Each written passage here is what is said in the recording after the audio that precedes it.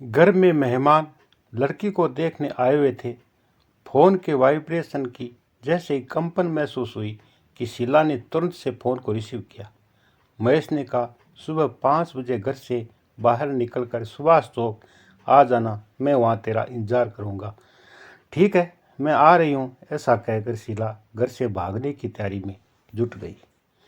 अपने पास गहने और रुपए थे, उनको तथा कुछ आवश्यक कपड़ों को घर वालों की नज़र से बचाकर शीला ने बैग में रख दिए। लड़के वाले शीला को पसंद करके चले गए। रात्रि को खाना खाकर परिवार वाले सब सो गए और शीला भी अपने कमरे में सो गई। 5 बजे अपने कमरे से निकलकर सुभाष चौक की ओर चली गई। आगे महेश इंतजार करते हुए तैयार मिला। वहां से सीधे मुंबई की ओर रवाना हो लिए। मुंबई में एक होटल में कमरा बुक करवा लिया और वहां रहने लग गए। इस प्रकार से कई महीने गुजर गए। फिर होटल का खर्चा पूरा नहीं होने के कारण दूसरी जगह पर एक कमरा किराए पर ले लिया। महेश मजदूरी करने लग गया और दोनों के प्यार की निशानी अंकुरित हो गई और एक सुंदर सा बच्चा पैदा हो गया। हमारे पास जो भी था सब खर्च हो गया। महेश कुछ कमा कर लाता, उससे हमारी आवश्यकताएं पूरी नहीं हो रही थी। ना तो महेश के घर वाले चाहते थे कि महेश अपनी पसंद के अनुसार जहाँ चाहे वहाँ शादी कर ले, और ना मेरे घर वाले इस तरह की शादी से सहमत थे।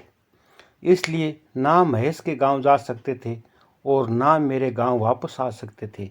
अब दोनों में कमाई और खर्च को लेकर अक्सर तू मैं होने लग गई। एक दिन शाम को महेश घर नहीं आया।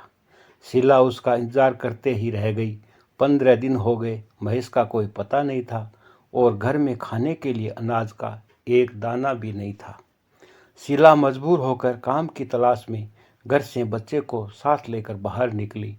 साथ में छोटे से बच्चे को देखकर कोई काम देने को तैयार नहीं हो रहा था। मजबूर होकर शीला ने एक होटल में बर्तन साफ करना शुरू कर दिया।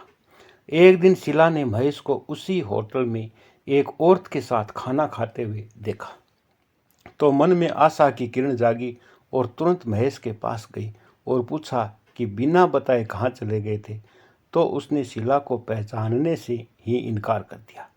अपने इस बच्चे पर तो तरस खाओ, इसने तुम्हारा क्या बिगाड़ा है। तब वह औरत बोली, महेश मेरा बॉयफ्रेंड है, पिछले 3 साल से मैं इसे जानती हूँ। अभी 15 दिन पहले अमेरिका से लौटकर आया है। तुम्हें कोई भ्रम हुआ है। भ्रम मुझे नहीं, महेश ने धोखा दिया है। 1 साल से वह मेरे साथ था और हमने कोर्ट मैरिज की थी तथा यह बच्चा इसी का है। महेश दगाबाज है, उसने मेरी जिंदगी खराब की है। इसी बहस में मैं ज़ोर ज़ोर से बोलने लगी कि मेरी आंखें खुल गई और मैंने देखा कि मैं कहीं नहीं गई थी, बेड पर सोई हुई सपना देख रही थी। मैं एकदम से डर गई थी कि ऐसा भयानक सपना क्यों आया। घड़ी में समय देखा, 4:30 बजे थे। अब मेरे मन में अनेक प्रकार के विचार चल रहे थे और मैंने फैसला कर लिया कि घर से भागकर कहीं नहीं जाऊंगी। इतने में महेश की कॉल आ गई।